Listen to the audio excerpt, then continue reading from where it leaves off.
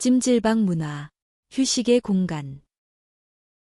여러분, 한국을 방문한 외국인들이 꼭 한 번은 체험해보고 싶어 하는 곳이 어디인지 아시나요? 바로 찜질방입니다. 찜질방은 단순한 사우나 이상의 의미를 지닌 한국만의 독특한 문화 공간인데요. 한겨울 추운 날씨에 몸을 따뜻하게 녹이며 휴식을 취하는 장소이자 가족과 친구들이 함께 어울려 시간을 보내는 공간으로 자리 잡았습니다. 오늘은 한국의 찜질방 문화가 어떻게 발전했는지, 그리고 이 문화가 한국인의 삶에 어떤 영향을 미치는지에 대해 알아보겠습니다. 찜질방의 정의와 역사. 찜질방은 전통적인 한국식 목욕 문화에서 시작되었습니다. 조선 시대 온돌 난방을 이용한 구들장 방식을 응용하여 몸을 따뜻하게 하고 땀을 내는 공간이 발전해 오늘날의 찜질방으로 이어졌습니다. 20세기 후반, 현대식 찜질방이 본격적으로 등장하면서 대형화, 복합화된 공간으로 변화했는데요. 이곳에서는 다양한 온도의 사우나실, 황토방, 소금방 등 건강을 고려한 다양한 시설이 마련되어 있습니다. 특히 찜질방은 단순한 목욕시설을 넘어 한국인의 생활 속에 깊이 자리 잡은 공간이 되었습니다. 찜질방의 주요 특징. 찜질방은 단순히 땀을 흘리는 곳이 아닙니다. 이곳에서는 가족 단위 방문객들이 매점을 이용해 삶은 달걀과 식혜를 즐기고 TV가 설치된 대형 휴게실에서 한데 모여 휴식을 취합니다. 또한 만화방, 수면실, 마사지실, 심지어 피트니스 센터까지 구비된 곳도 있어 다채로운 경험을 제공합니다. 여기에 더해 찜질방은 몸과 마음을 모두 치유할 수 있는 복합적인 힐링 공간으로 기능하고 있습니다.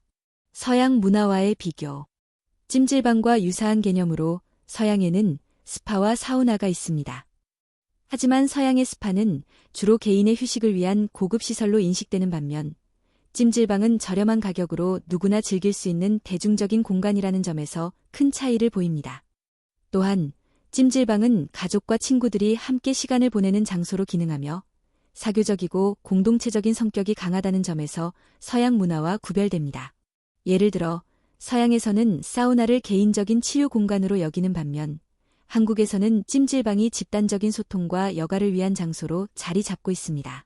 한국 사회에서 찜질방의 역할. 찜질방은 한국인의 삶의 깊숙이 자리 잡은 문화적 공간입니다. 특히 바쁜 일상 속에서 잠시나마 휴식을 취하며 재충전할 수 있는 공간으로 기능합니다.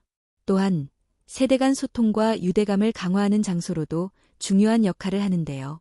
부모와 자녀 혹은 친구들과 함께 찜질방에서 시간을 보내며 자연스럽게 대화와 교감을 나누게 됩니다. 더불어 외국인들에게는 한국인의 여유와 공동체 문화를 체험할 수 있는 특별한 기회가 됩니다.